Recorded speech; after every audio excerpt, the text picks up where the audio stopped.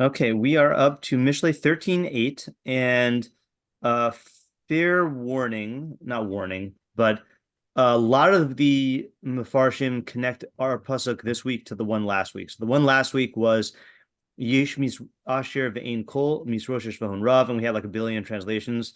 Um, there's one who makes himself rich, but there isn't anything, and one who makes himself poor, and there's a lot of wealth, or there's one who makes himself seem rich but has nothing, and one who seems poor but has a lot of wealth. So keep that in the back of your mind, because a lot of people hold it's related. Okay, but we're gonna do what we usually do is we're gonna approach this on our own, or as on its own. Okay, this one's not the easiest one to translate here. Okay, Kofir nefesh adam ashro virash lo shama ge'ara.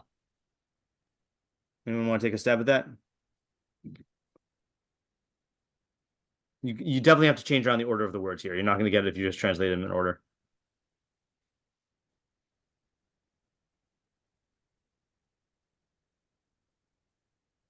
I'll try. Okay, so Kofir Nefesh Ish Ashro. The wealth of a man is the ransom, or another translation is redemption. I don't know why they don't say that there. Of I guess you could say atonement also of his soul. Virash lo shamagara. Anyone want to try that? What does rush mean? Rush is a poor person. Oh, all right. And a poor person doesn't listen to rebuke? Right. So that's the difficult thing, right? So when a poor person doesn't listen to rebuke. Now, literally, it is lo shama is didn't listen to rebuke. Okay, so just bear that in mind. I think it's fine to say doesn't. We're going to see that the English translations all go in different directions here. And then anyone remember what the like the okay, gara definitely means rebuke, but anyone remember what the like implication or the connotation is of gara as opposed to, let's say, like tochacha? Is Gara like shouted rebuke or Yeah, something? shouted rebuke, right? So this is like literally like shouting. Okay, so it has the connotation of shouting. All right. All right, so let's see what the minimalist commentators say. So Matsudas ציון says Kofir is pidyon, is redemption. So he takes that translation. And Gara, oh, he says this. Okay. Okay, this is actually different. Sakas Nizifa. So he says that Gara is a shouting of like rejection. I think that's what Nazifa means. Okay, that's not rebuke. Is there a word in English that means shouting of rejection? Like, I mean, picturing a guy yelling scram, but is there like a verb for maybe like shooing away? I don't really know. I'll say like, or um scram shouting. I don't like what was that? Protest? Is that Protest might be good, but protest does sound like you want to reform them, which still sounds more like rebuke. This seems to be like you're trying to say like get away. Like I'll just say shouting to get someone away. Okay. Okay. Sadigon says Kofir Nefesh Ha'adam Hono V'Harash. Okay, so he says the redemption of a person's soul is his wealth. V'harash hu mi she'eno shomea garas Hashem. But a poor person, he is someone who doesn't listen to Hashem's rebuke. Okay. The Targum, I think, has excuse me, I think this is fairly literal translation. Isle purkana denafshe de gavra utre. There, I guess a rich person has a redemption of his soul with his wealth. Umaskana lo makabel ba'asa. Oh, actually, I looked this up right before here. Hold on just a second. I just forgot what it said. And a poor person has not listened to ba'asa is urging or stimulation. Okay, so Targum says that Ga'ara equals urging or stimulation. Okay, so you see everyone's kind of grappling with what this word Ga'ara means and how it relates to the poor person. Okay, Art Scroll says a man's wealth may redeem his soul, but only if the poor hear no chastisement. Okay, so they're making the second half into a condition. Okay, not and a poor person, but only if a poor person doesn't hear rebuke. Okay, Rav Hirsch says, the ransom of a man's soul are his riches, and poor is he who has listened to no warning. Okay, warning might also be what the Matsuda was saying. Yeah, warning maybe. Okay, shouting of rejection or warning. Okay. Okay, so then Alter says the ransom for a man's life are his riches, but a poor man will hear no rebuke. Okay. And he gives a little commentary here. He says, if the received text is correct, that's meaning the one that we use, this would mean that whereas the rich man may have to call on his wealth to ransom himself from predators, no one bothers poor man. And he says, nevertheless, rebuke, gara, is a little odd, and some amend it to geula, redemption, yielding the sense that the poor man, when he is in fix, has no resources with which to redeem himself. So he tries to mess with to alter the text. Okay, so that's Alter's move.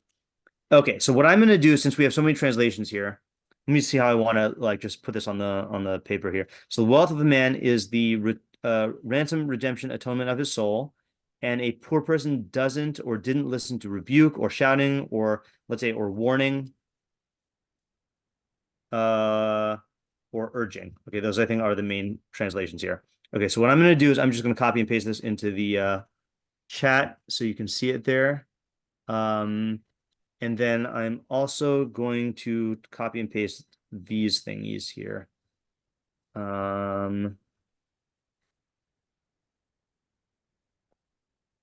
Okay. Yeah. Okay. Difficult pasuk. Difficult to read. All right. So what are the questions here? Yeah, Isaiah. So is the kofar nefesh, is that like the kapara we want on Yom Kippur, like kapara from Hashem? Like what is that? Okay. So Kofar. what is the meaning of kofar nefesh? Okay. Is this kofar like kapara? Okay. Atonement that we seek. Okay.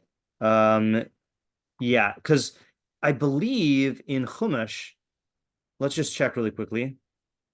Oops, hold on. I believe in Chumash. Why is my browser frozen? Oh, that looks bad. Are you seeing anything on the screen? Oh, okay. No. Okay, now you are. Okay. Yeah, I don't know why it froze there. Okay. So, I believe kofar in Chumash means ransom or substitute. Like we say lo sikuhu kofar lenefesh rotseach. Let me just see here.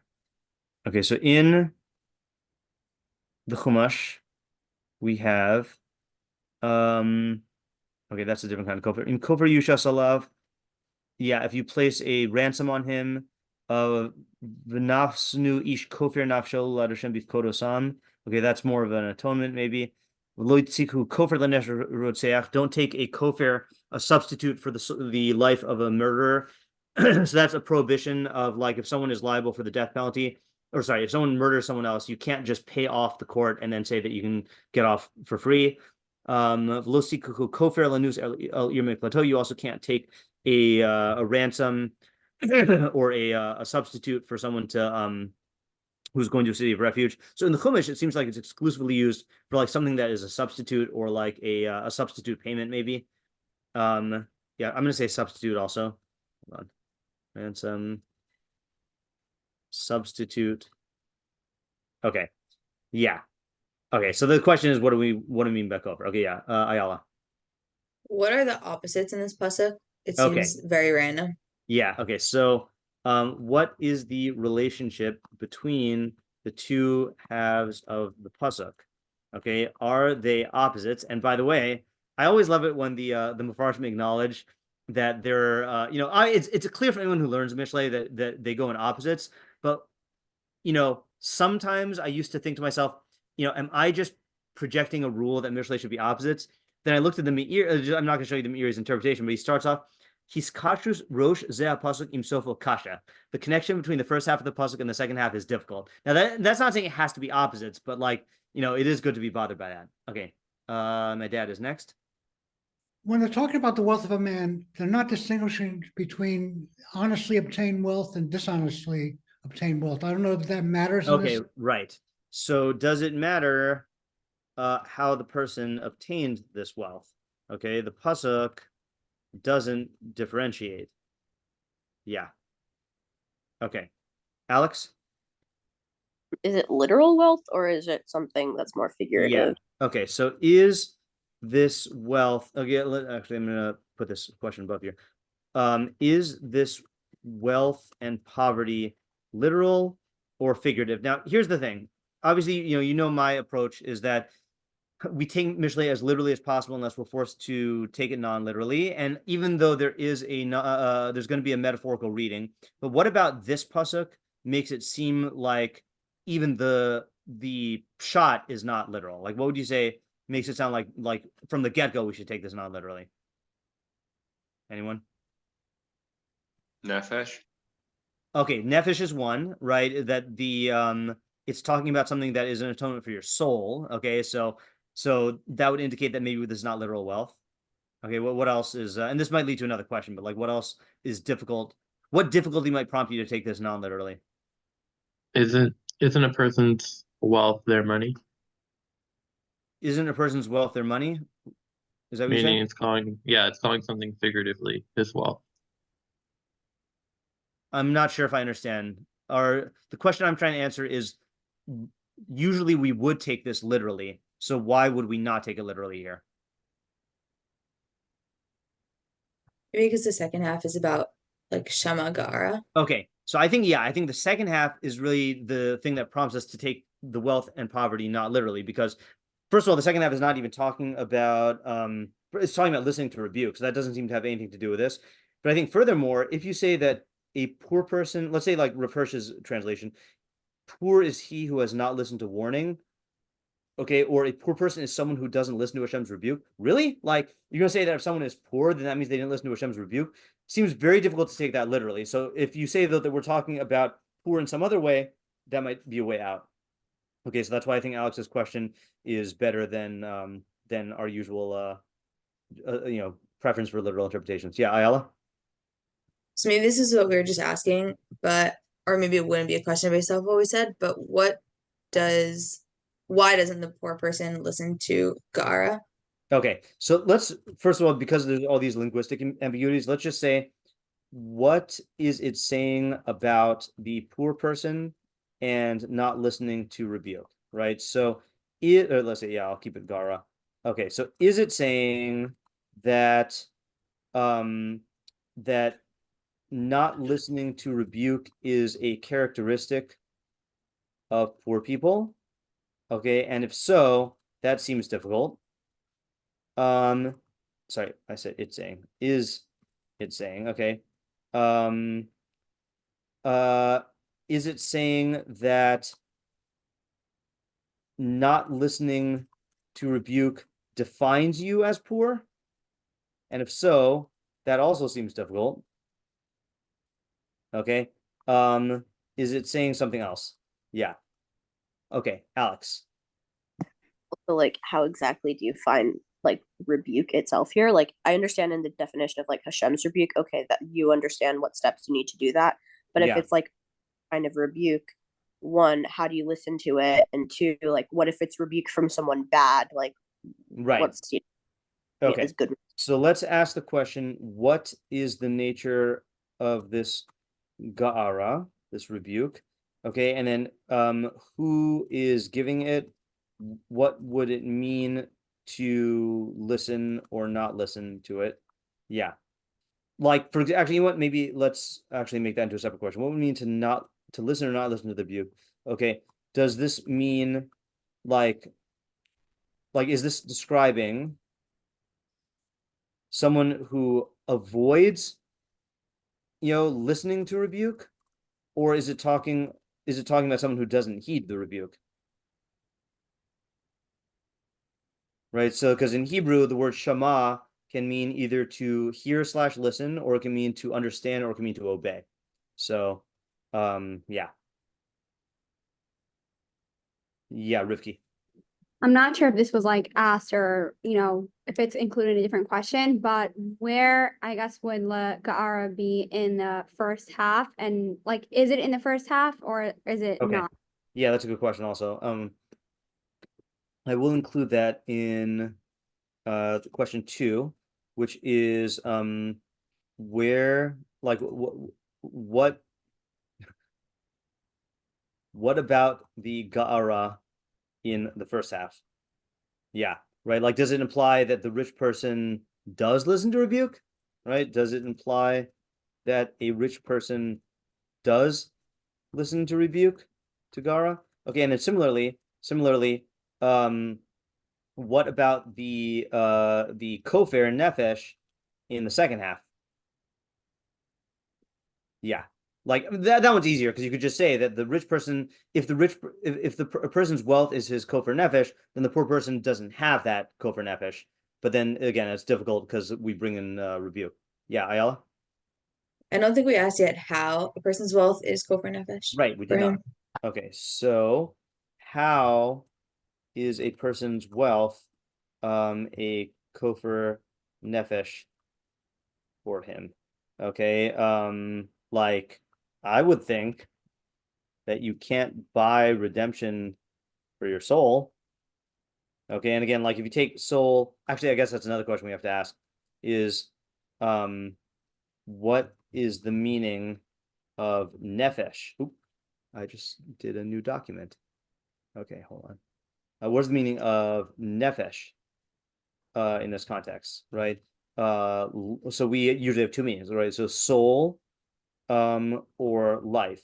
And if soul, what kind of soul, right? Intellect, instinctual, something else. Yeah. Rivki? I don't know if you would include this in the question about if it's literal or not, but are we automatically assuming that the wealth and the poverty are like monetary, or could it also be like intellectual, or is there a different type of wealth? Right. So we asked, is the wealth or poverty literal or figurative? And then we mentioned that if ordinarily we would assume that this is literal, but the second half seems to point to the fact that it's not literal. So is that a different question that you're asking, or? I'm saying if it was literal, because I don't know. You're saying your intuition is saying that it's not literal. No, but I'm saying there's room to say that it's not literal, but yeah, so if it is literal, then I guess I'm saying, does it have to be monetary wealth, or could it be a different type of wealth? okay, what do you mean by literal then?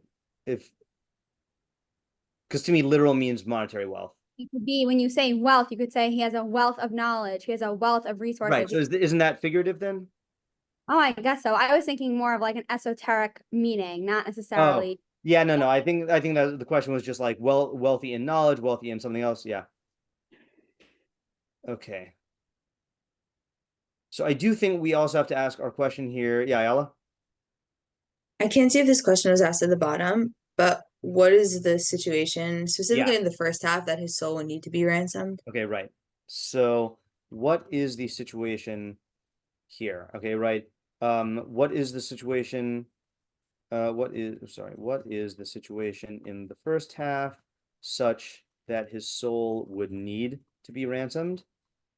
Okay, and then like what is the situation in the second half such that he is receiving Ga'ara but not listening to it?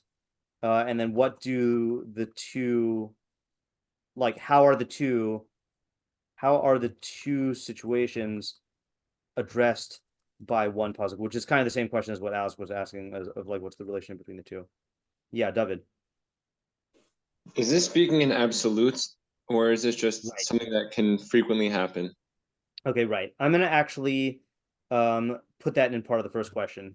Moreover, is this speaking in absolutes, or, and the reason why I'm putting this in the first question, is this a continuation of the like yesh category of the previous pasuk? Okay, now for those who weren't here at the very, very, very, very beginning, I mentioned that almost half of the Mefarshim connect this pasuk to the previous one, and the previous pasuk start off with yesh, that there is a case we said last time that that's a special category of Mishlei Psukim where it's talking about like a very corner case. So it's possible that this, especially if you connect this with the last one, it's possible that this is a corner case also. Yeah, a lot of moving parts here. Okay, and I do think we have to ask yes, question from my dad. Don't we always ask who's a target for this? Yes, so I was gonna say we have to ask who is the audience, and I think we also have to ask what is the practical implication. Now the second half seems to have the practical implication of you should listen to Rebuke, but what is the first half telling you? And if the first half is telling you something that modifies the second half, then then maybe the second half is not just telling you listen to Rebuke. Yeah, Rifki? Also, I know that it uses, I guess, terms to describe the people, but why these terms? And like, I guess, what are these terms telling us about the people? Because it's not the same thing as saying a tzaddik or a rasha, or, are there actual decision-making qualities within these people, or are they just normal? Okay, so I'm going to ask that as kind of a related question to who's the audience, but like, who are the individuals who are mentioned in the pasuk? Okay, so once again, maybe we had this. Hold on, did we have this? Oh, it did open a bunch of windows. Okay, did we have this recently, where it said ish? Maybe it was in the morning, a pasuk we did in the morning. Yeah. Yeah, we had in the morning leich mineged leish ksil, as opposed to just a ksil, as opposed to a foolish man as opposed to a fool said a foolish man. So here it just says ish, right? Who is the man in the first half? Okay, is it like any person or a rich person? And if the latter, why doesn't it specify what kind of person? Okay, and then who is the poor man in the second half? Okay, any poor man or a poor man with some imperfection, okay, as indicated by didn't listen to Rebuke. Okay, then right, yeah. Okay. And then your question was, why is it talking about these people? But I think that's implicit in the question. Okay. All right. I feel like those are the main questions. So let me copy and paste them into the chat, and then we will try to figure it out, because not the easiest pasuk. I'll tell you right away, the good thing that we have going for us is many of the Mefarshim take the exact same approach, which also means that there is theoretically low-hanging fruit. Like there is like an idea. Oh, my message is too long. Can't make it. Okay. There is, actually, I have another question also, which is, I'm going to add it here, which is this connected to the previous pasuk? Okay, because it was also about wealth and the Mefarshim connected, so I'll copy that and put it here. Yeah, Ariel, you have a question? Yeah, I was actually going to ask you, can we just look at that previous pasuk one more Yeah, time? sure. I'll post that in the chat also. And Dad, do you have another question? No, Yeah. I'm not. Okay, you do? I do. Yeah. Maybe we've covered this already. Who is rebuking the poor man? Let's see. Did I type that? Where's What's the the rebuke nature? coming from? I think I said. Hold on a second. What is the nature of the rebuke? Why am I not seeing this? Nature of the. Oh, who is giving it? Yeah. Okay. Yeah. I will add though. Why is he rebuking him? Mhm. Right, because that seems to be that he's doing something wrong. Okay, so let me post these last two questions here, and then let me post. Okay, I'm gonna just do the entire previous pasuk with all the translations, and then the current pasuk. Okay, now you got everything in the chat. Okay, time to think.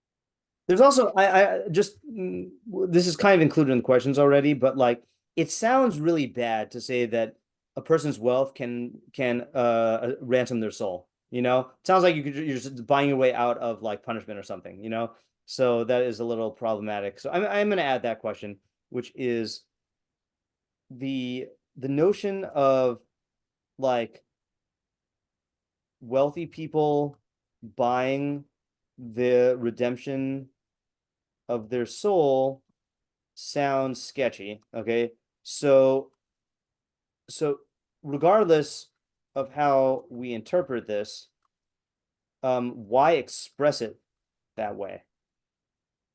Okay, Ariel, you're up. All right, I have two ideas, but I'll just say one of them for now, and Okay.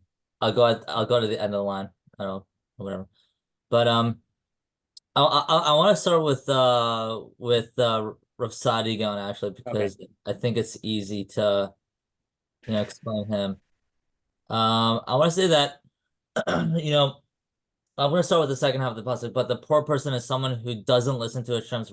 I'm sorry. I'm going to start with the first half of the pasuk. The redemption of a person's soul is his wealth. Okay. So now, what does wealth mean in this context of here? I want to say that like it has to do with your chachma, your understanding of how the world works, your wealth in ideas. Okay.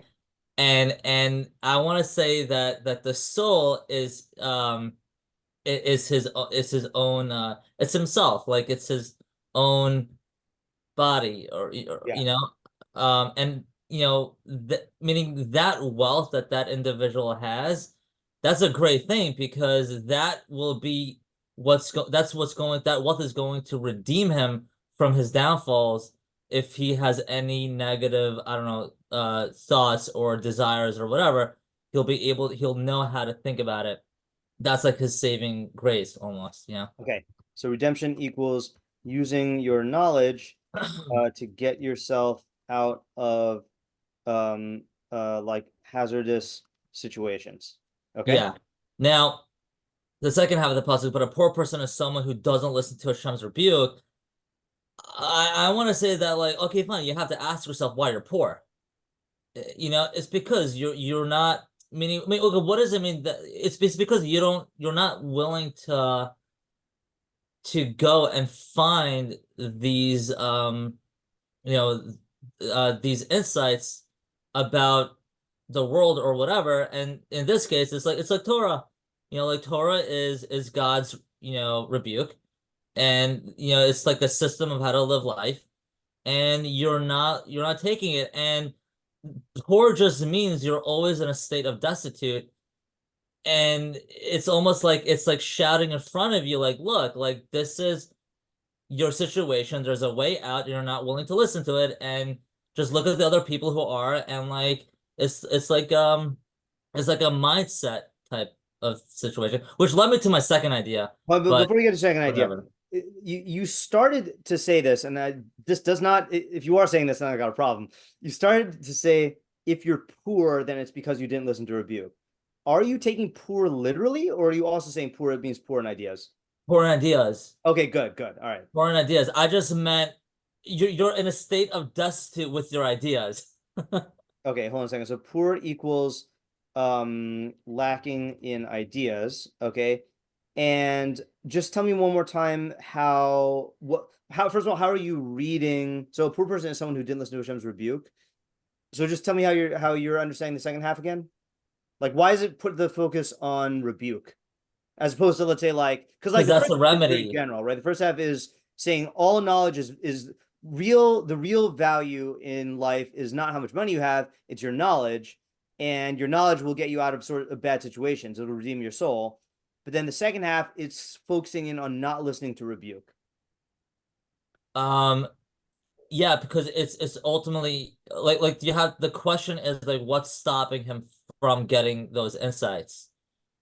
Okay. And that is his own ego, or that's his own, self. I don't know. He just thinks that his lifestyle is better, and he's just not going to listen to it. So the rebuke, if he listens to the rebuke, which is reality or the Torah or whatever system that there is in the environment that he's in, that's ultimately going to make him a wealthy person. Okay, hold on a second. So doesn't listen to rebuke equals not listening to Hashem's rebuke, whether in Torah or just reality. Okay. And the trait of not listening to that is going to leave you poor in the type of knowledge that will ultimately benefit you. Okay. Which Yeah. and the consequence of that is you're not having that knowledge is going to, put you in terrible situations. Yeah, you won't be able to get yourself out of bad situations. Okay, that's a good idea. And it's interesting because that's what I would have guessed the Meiri would say. He does say that in the Derech Nister, in the hidden, in the esoteric meaning, that Chachma is knowledge, but he takes it in a different direction. But I think yours is fine, and I wouldn't be surprised if we find someone who says this. All right, so that's a good interpretation. Good shot. Okay, so you said you'll hold off on your second idea for now. I'll wait. Yeah, okay, sounds good. All right, Isaiah, you're next. Can I add to Ariel's? Oh, sure, yeah. Sorry, I didn't see the thingy. Okay. So I was gonna say maybe the reason still that it expresses it as like wealth and poverty is just to highlight the point that like normally people may not look at like knowledge as like being so beneficial. Yeah. But this is highlighting that no, it's just as important as money in the sense that like you need it to live and do everything. Yeah. And also that there's something to do about it if you don't have it. Okay, like good. you can make it. So okay, that's really good. So so people, perhaps it expresses as wealth and poverty because people tend not to look at knowledge as beneficial, and this is emphasizing the true value and saying that it's something you can change in your life. Okay, you know what? I just want to see. I scanned Hirsch, and okay, I'm gonna read this now, even though I don't know. No. Hold on a second here. No, not yet. I think it might blend into some other idea. Okay, Hirsch might have partially your idea also. Okay, Isaiah, you're up. All right. So I want to take wealth and rich and poor literally. Okay. So so what the first half is saying is that wealth, when a person, no, actually the second half first. When a person is poor, so then they'll be led into situations where they won't listen to rebuke because their poverty is sort of driving them to do certain sins, like steal. That's the main thing that I was thinking of. And so they sort of won't be able to or won't listen to even like someone shouting at them to not do this thing because they're just fighting to get by and they're stealing to exist. Whereas a rich person, like it might not be like because they're such a good person, but their wealth will sort of save them from sinning in a certain capacity because they just won't be driven down these paths of being poor and having to sort of do amoral things in order to survive. Okay, good. In the same way. Okay, good. So I like this because so what would you say, just to ask the Ryan Moskowitz question, which Ariel's a fan of, which we didn't ask here, what would the subject of this be according to you? The subject is actually the last pasuk. Subject is you should invest in investments in order to make money and don't just feel that you can just be poor and live like a good life because you'll be led to these bad situations. So the subject of the pasuk is really, so what's interesting, the way I would frame it, I mean, I think the connection to the previous pasuk is good. But the way I would frame it is like this is the effects of wealth and poverty on your like on the health of your soul. Okay. Let's just put it that way. Right. So in other words, people are aware that that wealth and poverty can affect your ability to take care of your physical needs, but I don't think that people typically think of the fact that if you're poor, that might harm your spiritual development or your moral development, and it's true that if you're in dire situations, then that can cause you to it could push you to do things that you wouldn't usually do. So you mentioned the example of stealing. Unfortunately, I don't know. I have no idea what statistics are, but I know that, like, let's say, like in certain countries, then like poor people will often, like, let's say, like poor women will often get involved in like prostitution or something like that. Selling their bodies, getting involved in like bad gangs, to try to like live on the streets, certainly neglecting the positive things you should prioritize for the health of your soul. So for example, if you're poor and you have to spend like all your energy, looking for, your next meal, you're not going to be learning, you're not going to be like developing your mind, so that's going to be a bad thing. I have one question on this, by the way, but then I'm just talking it out. And then wealth can save your soul, in the sense that obviously, I think that the more common theme is like wealth endangering your soul, which is true also. Like wealth can pose its own dangers, but wealth can also save you from all of those things. Now, my one question on your idea is if it said something like, wealth is the redemption of a person's soul, but a poor person will be punished or something like that, or will sin. I would get that. Why does it emphasize will not listen to rebuke? Meaning what you're saying is true, that they will be put in situations where they won't listen to rebuke, but like, why highlight that as the primary thing? I think, well, it's interesting that's the primary thing, but I think because like they won't be able to listen to rebuke because they're sort of forced. Because even if they hear someone tell them, let's say, don't steal that bread for me, like next time they're hungry, they need to steal the bread again. Okay. Like they don't have any other option.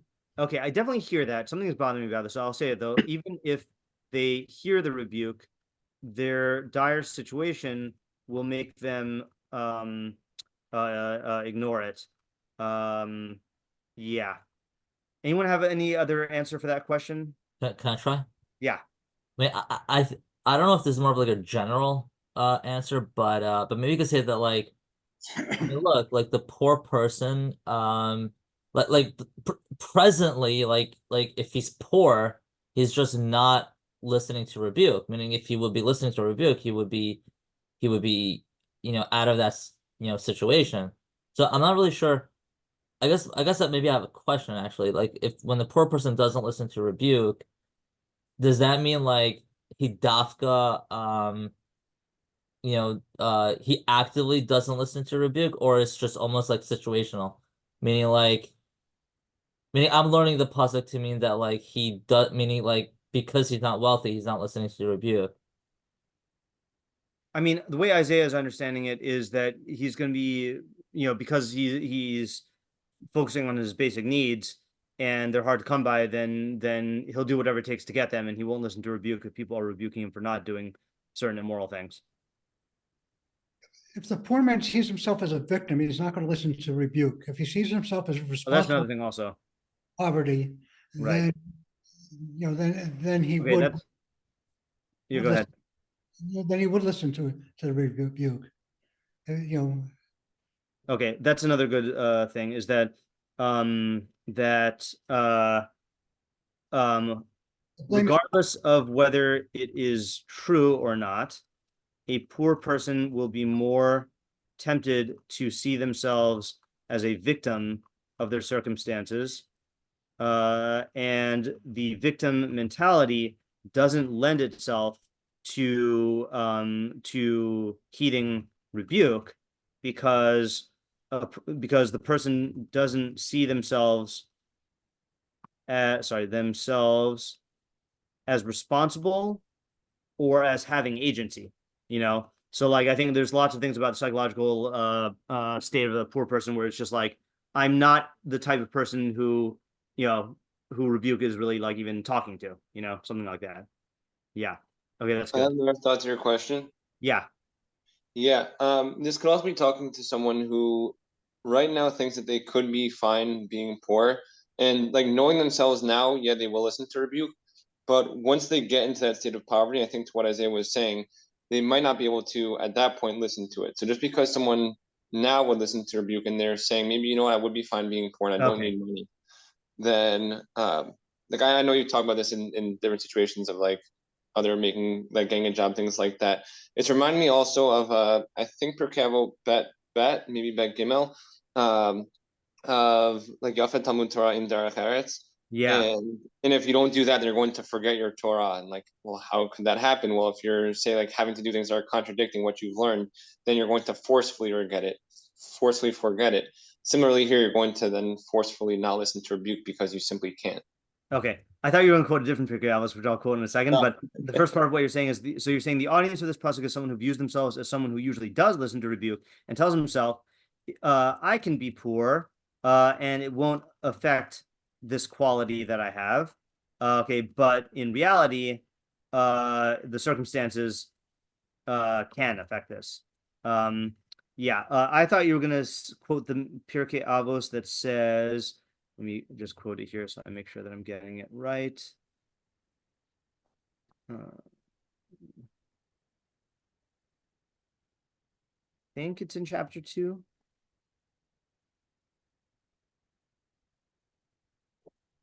No. Oh, that's Bava Kama. Avos 2. Yeah. Rav Gamliel Benosha Rabbi Yehuda Hanasi Omer Yafe Talmud Torah im derech eretz. So Torah is good with derech eretz. Whatever you say derech eretz means shegia shneim mishakachas avon, because exerting yourself in both of them causes sin to be forgotten. V'chol Torah she'eni ima malacha. Any Torah that is not accompanied by work. Sofa betela v'goreres avon. In the end, the Torah will end, and you will it'll cause sin. And I think they say there that because you'll like start to like steal from people in order to support your Torah. Similar to what you're saying, but just more specific about the sin. And I think what do you call it? I think these people, like if the people who Pirkei Avos is addressing are people who do fancy themselves as people who listen to rebuke and saying, no. You might think that you listen to rebuke, but if you get yourself into a situation of poverty, then you're going to end up not learning and you're not going to listen to rebuke. Yeah. And then Noah says in the chat, or if I were poor, I would make better decisions than I see actual poor people making. Yeah, that's a good one, right? Is that one of the biggest reasons why people judge the poor is, or not reasons why, one of the biggest forms of judging the poor is you look at them and say, well, I would never do something like that if I were poor, but you don't know what you would do if you were poor, and you might. They might have said the same thing. Okay, good. I like this approach also. Okay, Rivki, you're up.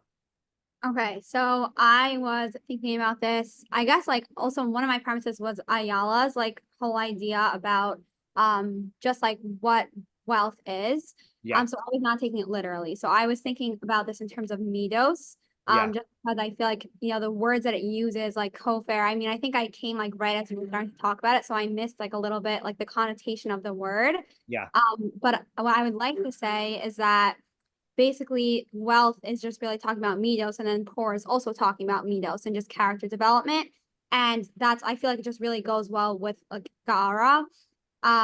So yeah, basically that's the idea. And I also like how it uses like redemption and atonement, because obviously if you have someone who listens to rebuke, and I also want to say that like it could also be the same person. So at one point in your life, you can be quote unquote poor in your midos, and that obviously goes along with listening to rebuke. And we have other pasukim that speak about what type of rebuke to listen to, because not all rebuke is good rebuke. So I guess I wouldn't speak about that specifically, but knowing what the type of rebuke to listen to, even if you might not take it. So I can say also that you can be both people in one lifetime. Yeah. And that hopefully if you are poor in your midos, that you can listen to the right type of rebuke and then have a wealth of I guess proper midos.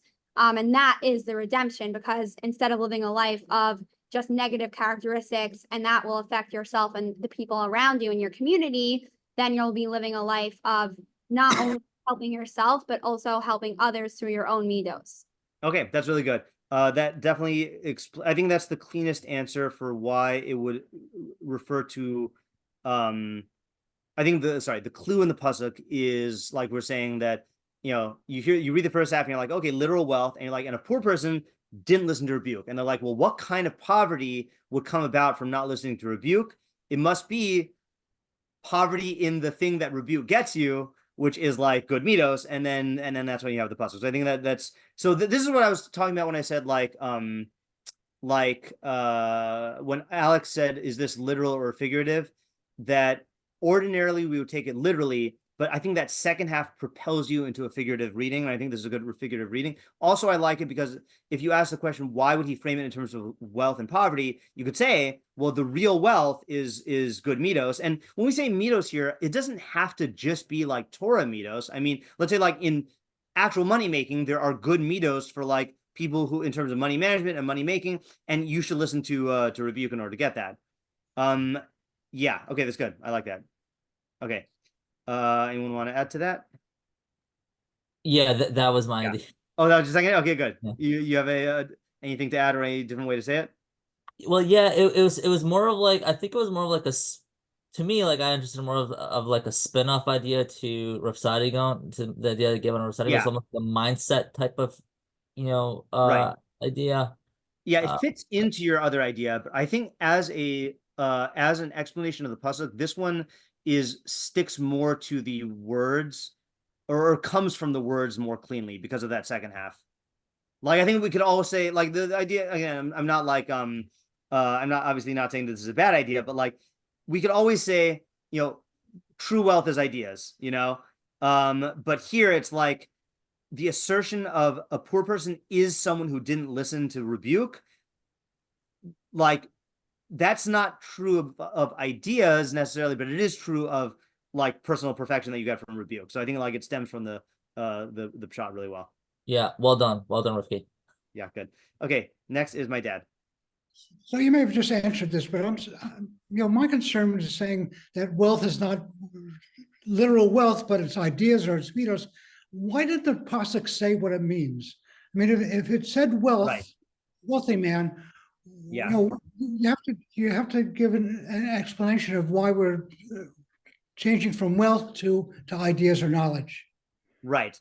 Yeah, so I think I did answer it in part, which is that so I'm just going to write this question here. So why, so if this is not literal wealth, why would the pasuk express it in terms of wealth and poverty?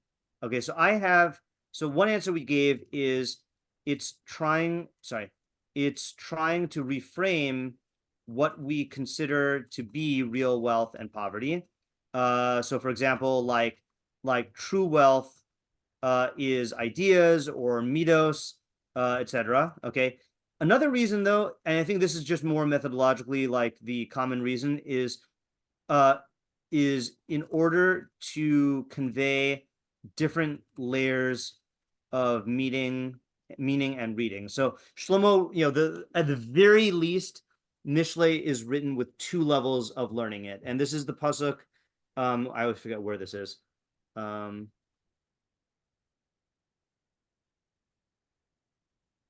It says, hold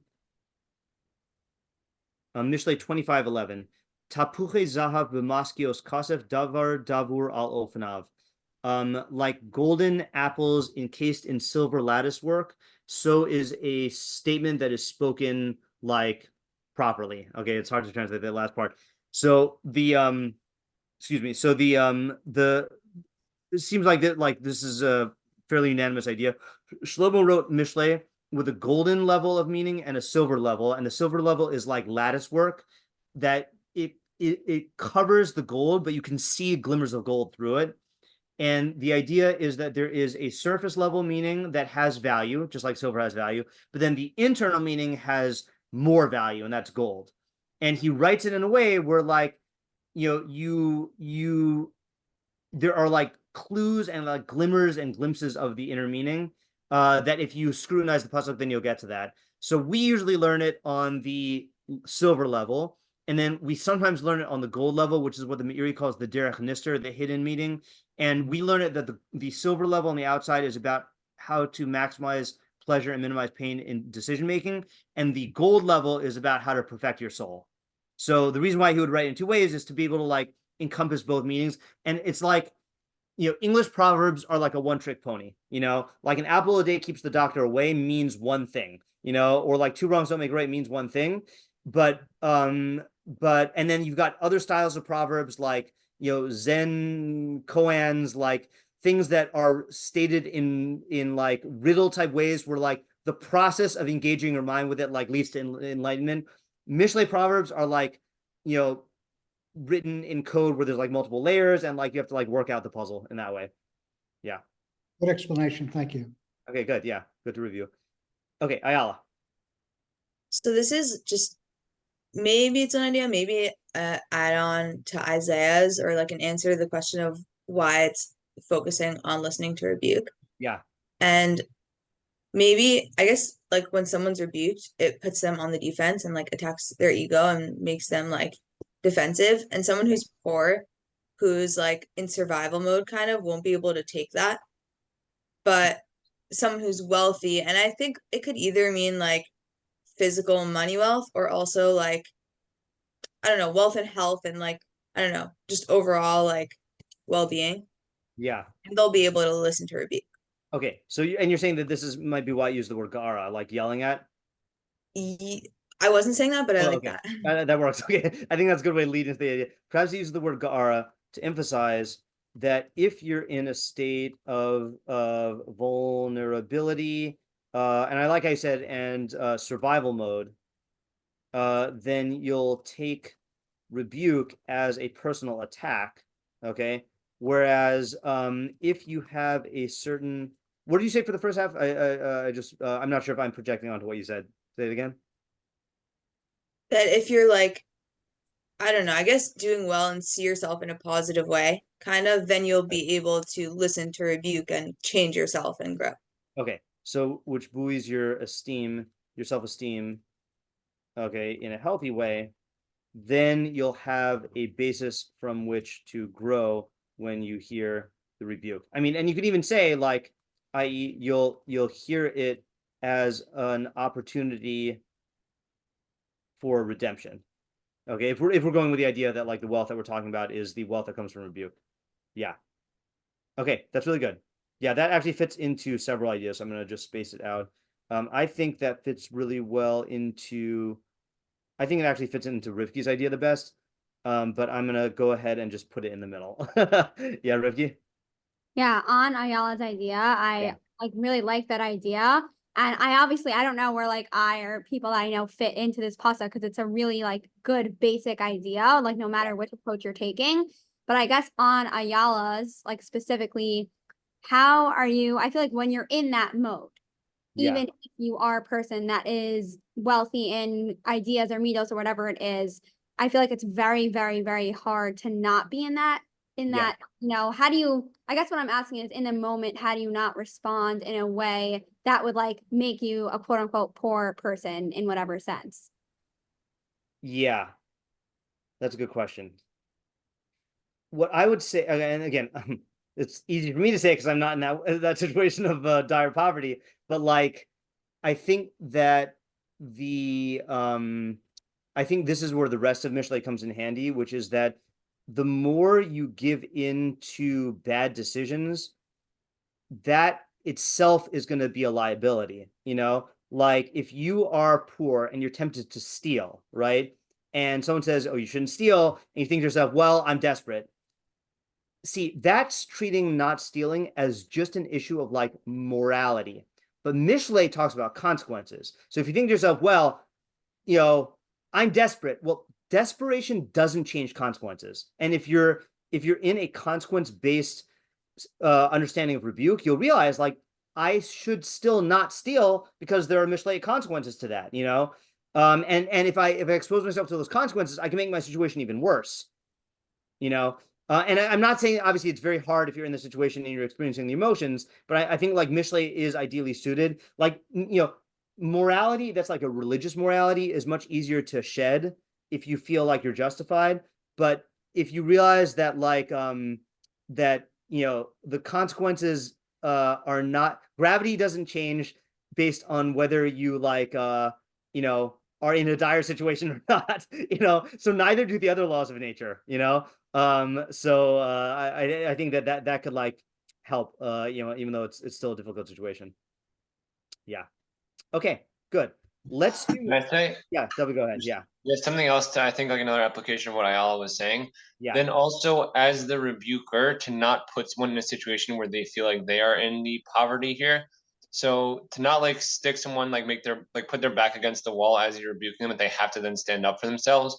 But to be much more like easygoing and like okay and accepting when someone does something wrong, so that they don't feel like they're a poor person here, and they'll be more willing to accept the rebuke. That's a good point also. Okay, so another point, and I think this could go for multiple interpretations.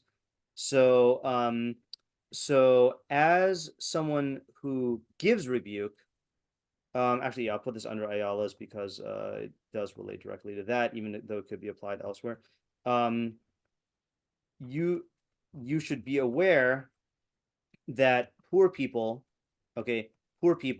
hear rebuke differently, and take that into account when giving them rebuke. Okay. I have an example of this, which I will pause the recording for. Okay, so let's now read some of the Mefarshim. We're not going to do a lot, but let me start with so it's funny, I've never seen this before. Oh, no, okay, yeah, we're not going to see it. Hold on. Okay, let's do, you know, Meiri's idea, okay, no, all right, we'll do the one that most people say, okay, and I'll read it from several Mefarshim, because they all say it similarly. מצודת says, "Mehaosher yuchol ish liftos nafsho." From wealth, a person is able to redeem his soul. Kasher yitain mimeno lada, when he gives it to a poor person. Okay, so giving tzedakah is a way to elevate your soul, to redeem your soul. Okay, he doesn't say what redeeming your soul means, but then he says vizehu, but this is only kasher harash lo shama ga'ara v'lo hichlimo be'es hanasina. This is only if the poor person doesn't hear like rebuke and that he doesn't get shamed at the time of giving. Okay, so this is a halacha, which is that when you give tzedakah, then you should not do it in a way that shames the poor, okay, or like makes them feel bad. Okay, actually, you know, the Meiri does say something like this. The Meiri says, "Umashinir lafarsh be'era Torahis." So you could use this. You could learn a Torah insight from here. It's coming to point out two things to the wealthy person. First, that he should give from his money to the poor and the destitute. And the second one is that he should not shame the poor verbally, whether he gives or not. The Chazal say in Bava Basra, Tes Amud Beis, Hanosin pruta la'ani misbarach b'sheish brachos. If you give a coin to a poor person, you get blessed with 6 blessings. If you appease him with words, you get blessed with 11 blessings. I don't know exactly why 6 and 11. And here it's saying as a promise of reward that a person can redeem his soul through wealth.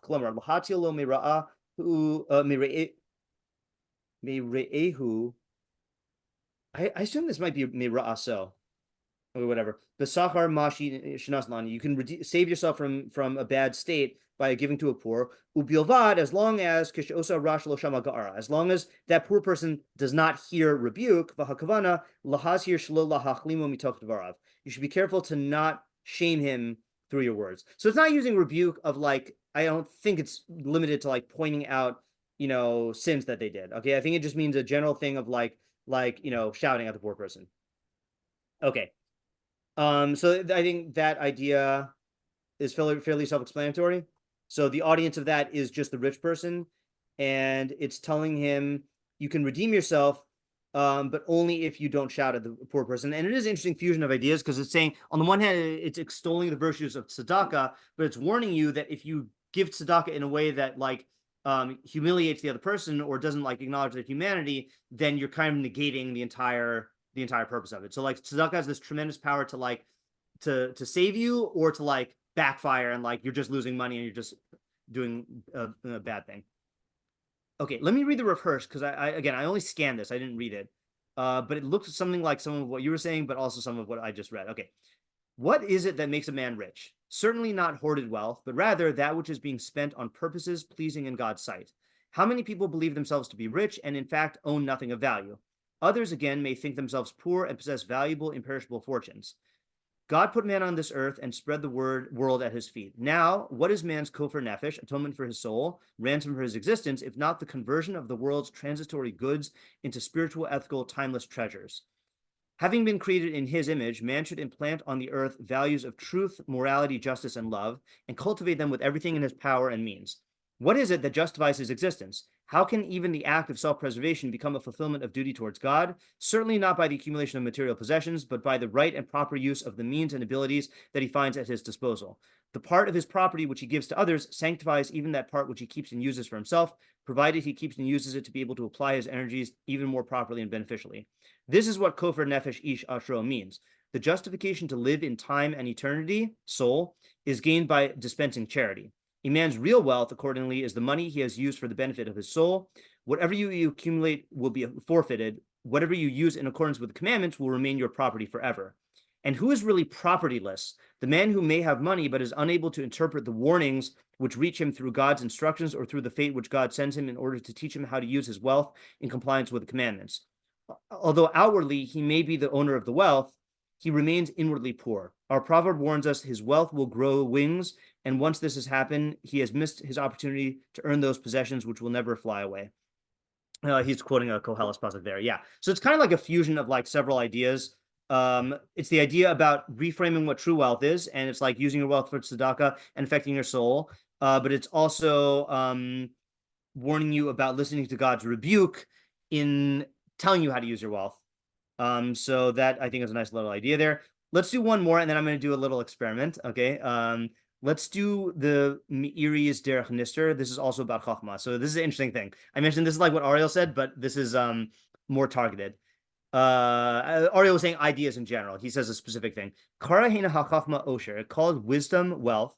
V'amar sh'im lefamim ya'amod navuch al achas mehapinos hatorios v'yishtomim al hamareh. So if a person ever finds himself in a state of confusion, now navuch here is like more nivuchim, like philosophical, like, you know, religious crisis, or like a philosophical crisis regarding one of the fundamentals of Torah, and he feels like desolation. V'yelchu b'pach hasafik v'hamuvucha, sorry, yilachid b'pach hasafik v'hamuvucha, and he is trapped in the snare of doubt and confusion. Hine chachmaso kofer nafsho l'Hashem. His chachma will be the thing that redeems his soul for Hashem. Lahashiv es nidacho b'shkidaso uvihis bodeduso v'tachlis mechkaro. To return his waywardness in his diligence and his devotion to chachma and reaching the end of his investigation. V'yitzaref deosav im atzmo, and if he refines his ideas with himself, o im gedolim mimenu, or with people greater than him. Ki chachmaso toshivehu bein negidim. His chachma will restore him among the nobles. Princes, Yamasru lo deoseim v'sodeseim, and they will give him their opinion, their ideas, and their secret, their esoteric truths. K'mechuyav lemi shiroi lahem, as is befitting to someone of their stature. Aval harash, but the poor person, okay, who's the poor person? Ani hagomer hamashula mikol chachma, someone who lacks philosophical chachma. Yishar b'mavuchaso, he will remain in his confusion. Lo yishma aleha af gara, he will not even hear rebuke. Ki bamen nechshavhu, because what is he worth? So this is a very interesting thing, right? There is a fashionable piece of advice now that if you find yourself in philosophical like conundrums and religious doubts, that you should just believe, right? Or you should like just have faith, you know? You should not go to philosophy because philosophy will steer you away. Meiri says the opposite. He says that if you find yourself in philosophical doubt, your chachma is the thing that'll get you out. Now, certainly, it could certainly drive you, worse also. But he's saying you should go to the people who will rebuke you in chachma, meaning that they'll give you chachma, and that chachma will get you out of your philosophical conundrum. But if you're so poor in chachma that you don't have the ability to understand what the philosophers are telling you, then you'll remain in your poverty because you're not going to be able to get out. Which means that, again, that's why you got to teach kids thinking and philosophy and equip them with what they need in order to be able to get themselves out of philosophical problems and to seek out intelligent thinkers who can like answer their questions. Because if not, then they're just relying on faith. And if they're just relying on faith and the faith is shaken, then they have nothing to fall back on. That's the Meiri's approach, at least. Yeah. Yeah, it's That's yeah, good, right, that's Ariel? yeah, I knew you'd like that one. Yeah. Yeah. Yeah. Now I missed what Noah was responding to here. Noah says, I think it's good advice for all kinds of poverty. If you can't see ways out of what you're dealing with, only the tiniest, most gentle steps might feel like options. Yeah, that is definitely a universal truth. Yeah, whatever we were talking about before. Yeah, right. Okay, good. Now for this last part. Yeah, go ahead. Yeah. I've noticed that related to what you were just saying. Yeah. A lot of times how like determinism or fatalism or things like that can oftentimes be used as an excuse for hedonism. Yeah. Where someone says like, oh, like I don't have the choice to do this, I'm just doing whatever my emotions tell me to do. Right. Then you're just like, if you're not actually applying yourself philosophically, then and you're just saying, well, I'm poor, like insofar as my ability to choose, I'm poor, then you really just are like you're lying to yourself and then really allowing yourself to do these things that you would otherwise maybe decide not to do. Right. Yeah. Yeah, that's true. That also fits into a lot of interpretations that we've had here. Okay, so the last step we're going to do, and I know Ariel, I've already shown this to Ariel and Isaiah, but I have been preaching the gospel of the latest features of ChatGPT. Okay, and the chat, I'm going to just give my whole spiel here. Okay, so it's been now a year since ChatGPT has come out, so I decided to download it again. And the newest feature, which is apparently is not new, apparently it's been out for a while, is the voice feature. Okay. Which is, first of all, it's way more intelligent and it feels like you're talking to a person. Okay, so now I have not done this yet. Okay, but I'm gonna go ahead and use ChatGPT. Okay, and we're gonna see what ChatGPT says about our pasuk. So first, I'm gonna just say here, hold on. Hey ChatGPT, I am giving a Mishlei class right now, and all of my students are here on Zoom. Could you introduce yourself to them? Hello, everyone. I'm ChatGPT, an AI developed by OpenAI. I'm designed to understand and respond to a wide range of questions. Think of me as a tool for learning and exploration. Whether it's about history, science, literature, or just fun facts, I'm here to help. Feel free to ask me anything. How's everyone's day going? Okay, we're not going to talk about our days, but I just gave a class on Mishlei 13.7, okay? And sorry, not 13.7. Sorry, not 13.7, 13.8. So I was wondering what your interpretation of Mishlei 13.8 is.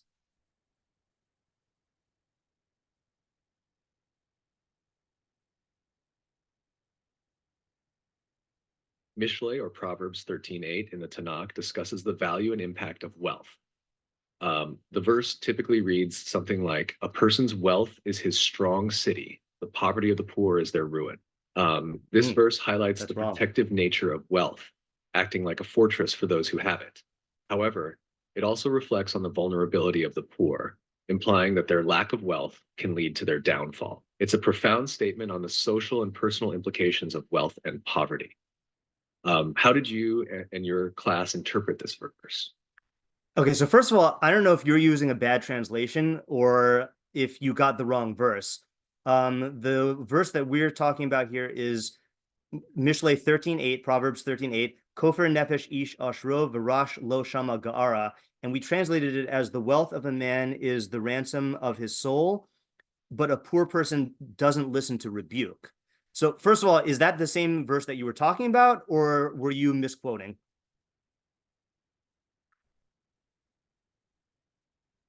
Thank you for clarifying that.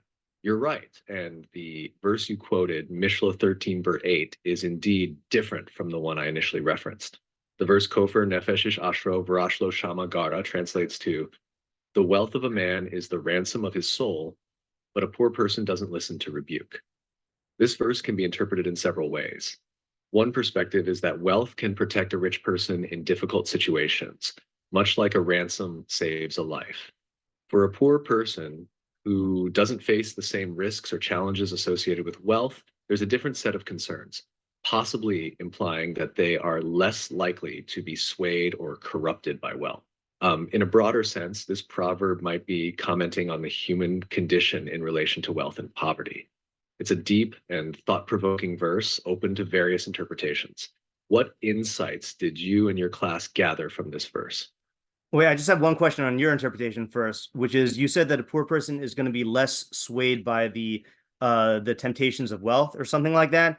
And my question for you is, how are you interpreting the phrase that a poor person doesn't listen to rebuke? Because rebuke usually implies that the person is doing something wrong, but it sounded like you're saying that this person is less inclined to do something wrong.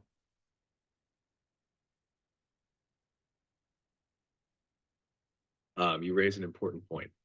My previous interpretation might have been too broad, focusing specifically on a poor person doesn't listen to rebuke. This part of the verse could suggest that a poor person may not have the opportunity or the inclination to heed advice or criticism, possibly because they are preoccupied with their basic needs, or because they feel that advice from those in different circumstances isn't relevant to their situation. Huh. In contrast to the rich, whose wealth might require them to respond to external pressures and critiques, the poor might be less concerned with societal expectations or judgments. This part of the verse opens up a discussion about the different social and psychological pressures faced by the wealthy and the poor. What are your thoughts on this aspect of the verse? Okay, so one more comment, and then we'll go back to our class. But that's very close to one of the interpretations that we came up with. We had, let's see here. We said that, oh yeah, Isaiah, who was one of the people in the class, said that the poor person is going to be in circumstances where they might not be as inclined to listen to rebuke because they're so concerned with their own basic needs and their own survival. And that's very similar to part of what you said. And then the idea that you mentioned about not caring as much as the rich person is also a good point. So thank you for those explanations.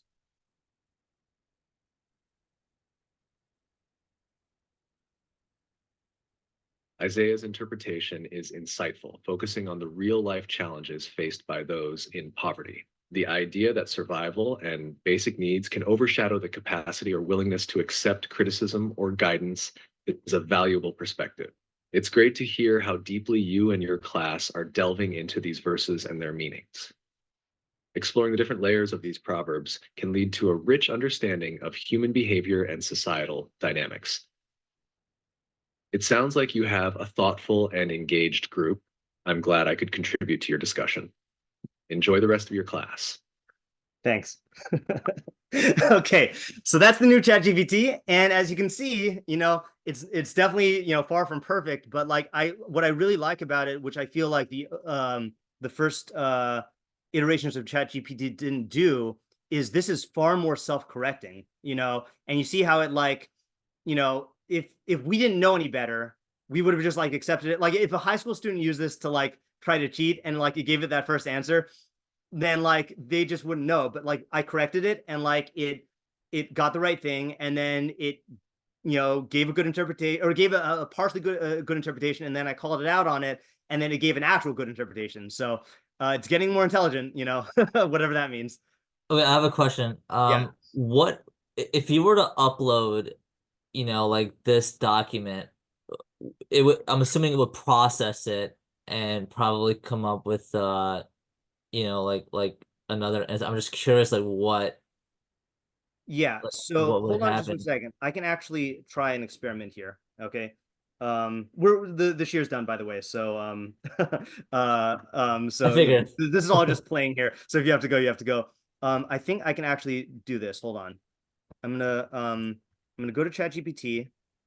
I'm curious what would happen if you were to upload every single text and document into your Rabbi Schneeweiss GPT thing over there. Right. Hold on a second. Here are notes from our class, from this class. Factor these into your future responses. Okay. So hold on a second here. The names preceding the colons are the names of the students who came up with those explanations of our verse. Okay, so I'm putting that in. Okay. And then now let's just see if I can do this. Again, you guys don't have to stay around. Okay, Oh no, I'm staying. okay, yeah. Yeah. Okay, so I'm going to then hold on. And ask it which interpretation is better. I'm just Okay. kidding. Yeah, hold on a second. So as you can see, it's like it's already categorizing these things. And hold on just a second here. Okay, so I'm gonna close this and I'm gonna go back to my app and hold on. Let me refresh. Okay. Yeah, okay. So then if I ask, let's see here. Yeah, I was wondering if you could compare and contrast the interpretation that Rivki gave and the interpretation that Isaiah gave of our verse, and tell us the advantages and disadvantages of those interpretations.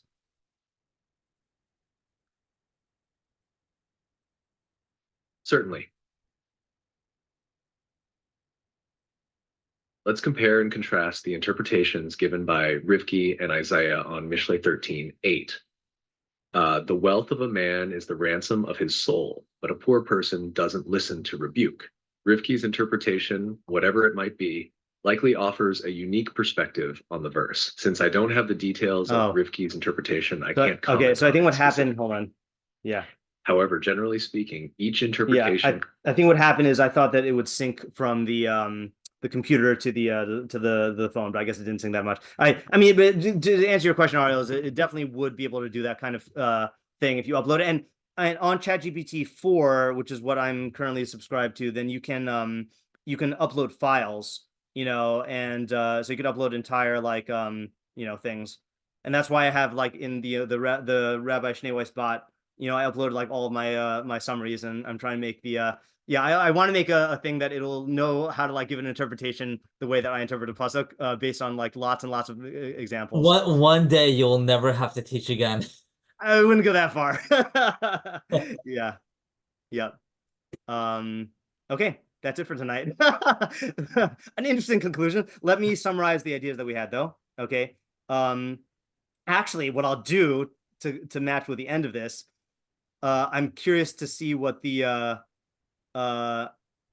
okay, I'll read my summaries. I don't want to use the ChatGPT ones. Yeah. Okay, so we had Ariel's approach, which is wealth and poverty and ideas, and that wealth will help. Chachma will help you get out of bad situations, and poverty will what do you call it?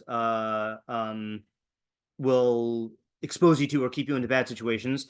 And Meiri's derech nister fit under that, which is specifically the bad situation of being in philosophical confusion and like religious crises.